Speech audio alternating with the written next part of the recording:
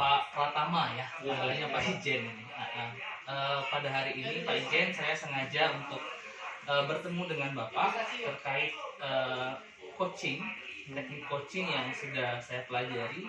Dan hari ini di tahapan praobservasi ada beberapa hal yang ingin saya sampaikan dan mungkin saya tanyakan kepada Bapak. Yang pertama, nanti dalam pembelajaran atau selama Bapak mengajar ini, kira-kira ada permasalahan atau kendala apa Pak yang dihadapi pembelajaran di kelas? Pembelajaran di kelas. Ya, kalau untuk kendala khususnya materi yang akan saya sampaikan nanti itu kan berkaitan dengan judul materinya power amplifier. Nah, power amplifier. Oke. Nah, untuk yang kendalanya yang biasanya saya temui di dalam kelas, pembelajaran di kelas, yang pertama itu adalah dari segi kesiapan peserta didik itu sendiri. Kesiapan murid Pak ya? Ya, kesiapan murid. Karena pernah saya lakukan istilahnya pretest lah untuk mengetahui kemampuan dasar murid terhadap materi yang akan disampaikan. Itu hasilnya agak kurang siswanya kurang memahami materi yang akan disampaikan, padahal dasar-dasar dari power amplifier itu sudah dijelaskan di sudah disampaikan lah poin-poin dari power amplifier itu di minggu sebelumnya. Oh gitu Pak ya. Nah, untuk penjelasan materi lebih detailnya kan mau disampaikan nanti. Oh gitu. Berarti nanti terkait materi yang akan Bapak sampaikan di kelas itu tentang power amplifier tadi Pak ya? Oke, baik. Dalam pembelajaran ini Pak, terkait judul materi kita power amplifier itu, hal apa yang ingin Bapak kembangkan dalam pembelajaran di kelas nanti? Kemudian terkait metode pembelajaran Bapak akan menggunakan apa?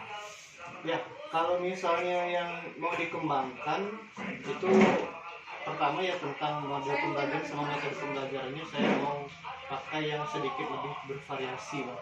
Bervariasi ya? Bervariasi, jadi kita tidak monoton dengan satu metode atau satu model pembelajaran itu saja. Kemudian yang kedua, saya mau menggunakan alat atau bahan pembelajaran yang juga bervariasi.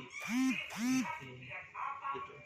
Jadi misalnya saya pakai alat peraga atau trainer. Trainer itu kita bisa buat bukan trainer yang biasa. Jadi trainer itu bisa disimulasikan sendiri oleh murid, oleh siswa langsung. Nah, terus untuk yang metode pembelajaran atau model pembelajaran di sini saya pilih itu discovery learning untuk teorinya.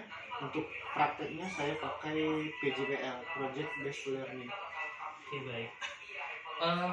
Pak Ijen, nanti kan dalam pembelajaran ini artinya terkait yang Bapak sampaikan di awal tadi, Bapak sudah melakukan analisis kepada murid, kemudian dengan teknik melakukan pretest gitu ya, untuk mengetahui kemampuan murid.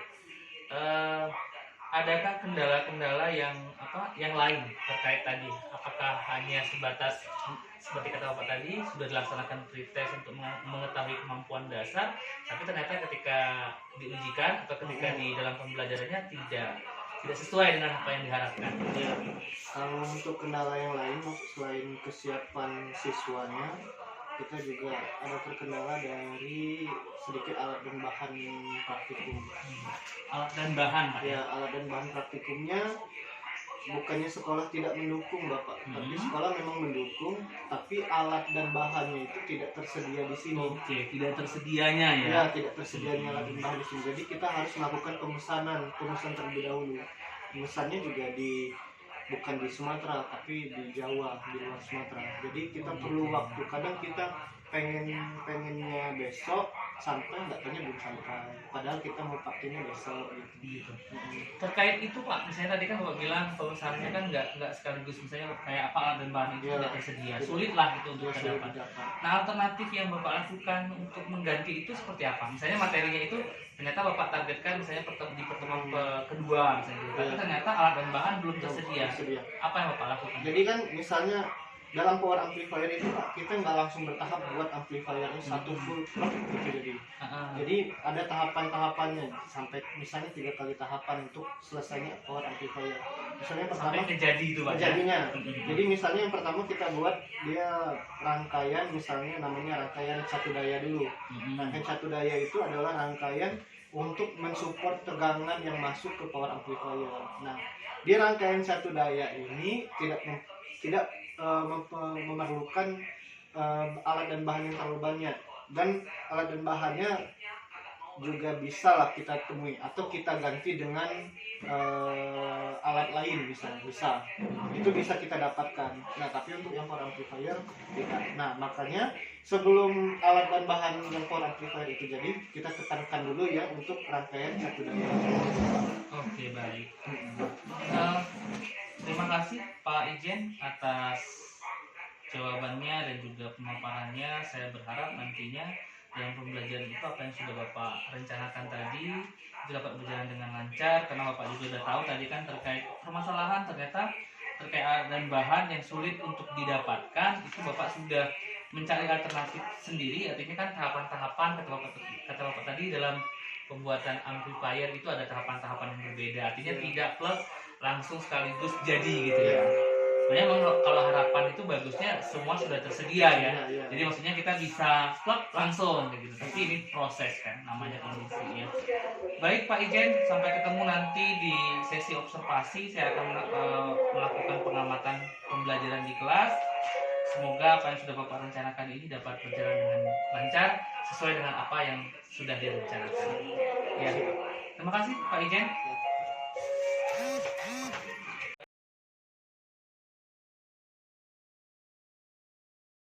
Alvindo,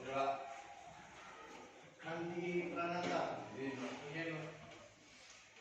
Andri Anggara, Andrian Ikan, sakit juga dia. Deno, Dewa, dalam kondisi sehat semua ya.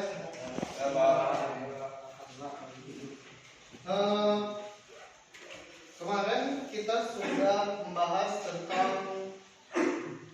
komponen transistor ya, baik sebagai sebagai saklar dan sebagai transistor. Itu ada berapa buah dulu nama transistor? Ada berapa? Transistor jenisnya ada berapa?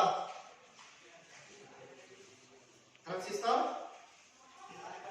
ada NPN, terus sama PNP ya, NPN dan PNP yang lainnya ya. Di power amplifier yang sebelah bawah ini itu sudah ada yang namanya bagian tone controlnya ya. Oke. Nah, ini tujuan pembelajarannya sudah kita bahas tadi ya. Yang pertama kita mengklasifikasi jenis-jenis sistem audio rumah. Terus ada mengidentifikasi komponen penyusun sistem audio rumah. Dan yang ketiga menginstalasi sistem audio rumah ya, khususnya pada bagian power amplifier. Sebelum kita kerja, masing-masing kelompok tunjuk dulu atau pilih dulu ketua kelompok masing-masing.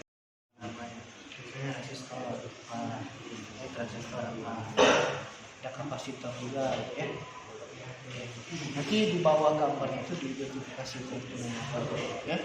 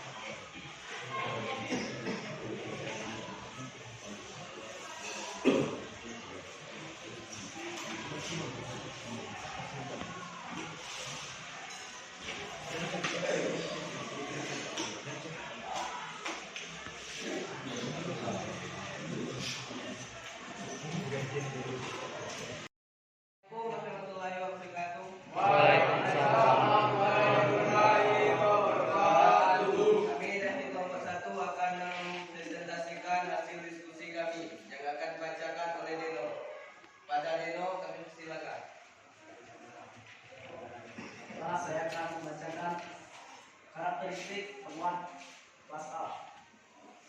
Yang pertama adalah seluruh sinyal keluarannya bekerja pada daerah aktif. 2. Memiliki tingkat fidelitas yang tinggi. 3.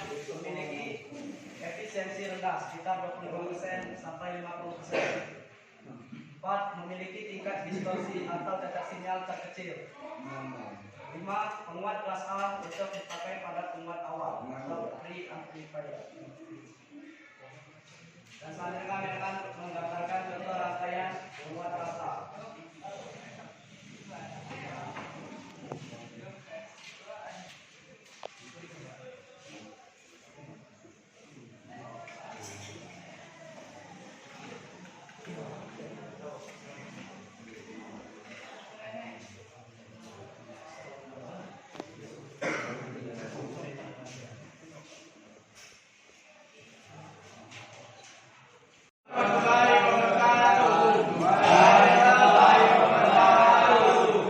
Kami dari kelompok 3 ingin menjelaskan diskusi dari kelompok 3.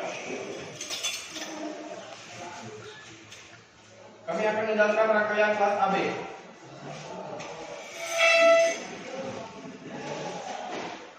Karakteristik kelas AB. Panas yang dihasilkan tidak terlalu besar. Efisien lebih besar 50% sampai 75%. Tidak terjadi cacat silang atau crossover. Fidelitas tinggi. Aktif pada saat transisi booming. Nama-nama rangkaian kelas AB. Contoh.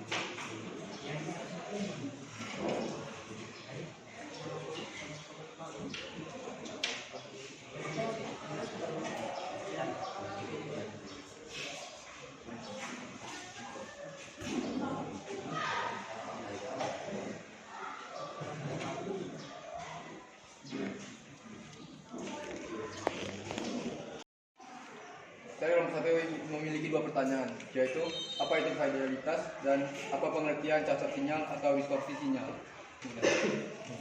Baiklah, saya akan menjawab pertanyaan dari kelompok 1. Kemudian fidelitas. Fidelitas atau fidelity yang berarti seberapa mirip bentuk sinyal keluaran hasil replika terhadap sinyal masukannya. Jadi pertanyaan kedua yaitu Dari kelompok 3, itu apa saja karakteristik pada penguat kelas A. Karakteristik itu yang pertama, seluruh sinyal keluarannya bekerja pada daerah aktif. Kedua, memiliki. Baik, terima kasih untuk kelompok 1, 2, dan 3 sudah mempresentasikan hasil diskusi ya. Tugas kelompoknya yang sudah berikan tadi. Nah, secara umum, secara keseluruhan penampilan atau materi yang disampaikan dari masing-masing kelompok itu sudah cukup bagus ya. Tentu ada beberapa tambahan sedikit dan beberapa refleksi yang bisa kita ambil dari penampilan kelompok 1 sampai kelompok 3 ya. Nah, dari penampilan kelompok 1 dan kelompok 3 bisa kita tarik beberapa kesimpulan tentang audio amplifier dari penguat kelas A sampai penguat kelas AB.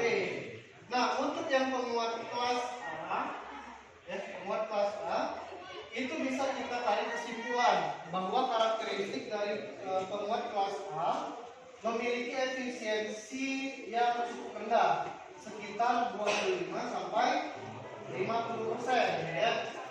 Nah, itu yang menimbulkan pada penguat kelas A akan menghasilkan kalor atau panas yang cukup besar. Tapi kelebihan atau keunggulan dari penguat kelas A itu dia memiliki distorsi atau cacat sinyal yang paling kecil di antara penguat kelas-kelas lainnya. Kemudian setelah minimnya cacat sinyal, dia juga memiliki fidelitas yang tinggi ya. Fidelitas itu apa? Seperti yang sudah dijelaskan dari kelompok berapa tadi menjelaskan fidelitas? Kedua ya. Yang kedua, fidelitas itu adalah kemampuan keluaran dari sinyal output yang nyaris sama atau hampir sama dengan sinyal inputannya ya.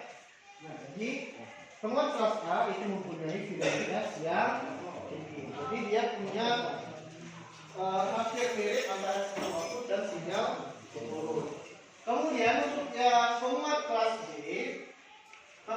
B itu sedikit berbeda dari penguat kelas A. Ya, penguat kelas B dia efisiensinya yang tinggi sekitar 75%.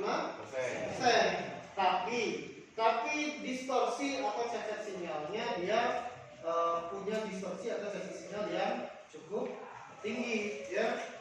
Nah, tapi fidelitasnya juga termasuk tinggi. Dia punya kelemahan di distorsi atau cacat sinyal. Nah, di penguat kelas B, penguat kelas B. Nah, penguat kelas B untuk ini sedikit menambahkan untuk meminimalisir distorsi atau cacat silangnya ini, cacat sinyal, maka kita buat rangkaian penguat kelas B ini itu menjadi rangkaian push-pull. Push-pull itu artinya kita menambahkan satu buah lagi transistor, ya. Jadi pada penguat kelas B push-pull kita menggunakan dua transistor jenis NPN dan satu lagi transistor jenis PNP. Itu untuk mengurangi distorsi atau cacat sinyal, ya. Nah, jadi efisiensinya tinggi 75%, fidelitas tinggi, tapi adanya distorsi atau cacat sinyal.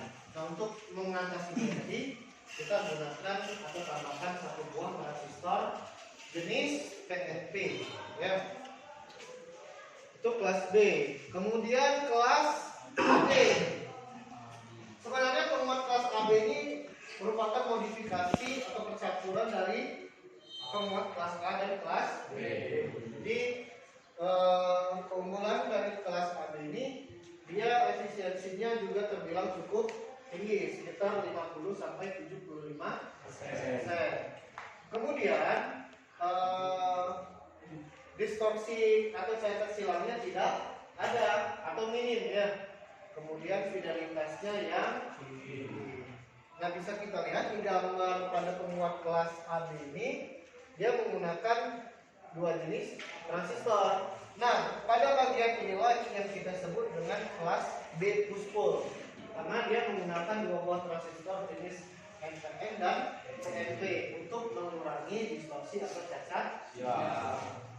Oke, sampai di sini ada pertanyaan lagi atau ada yang masih belum jelas dari yang lain yang kita sampaikan, yang masih belum tersampaikan?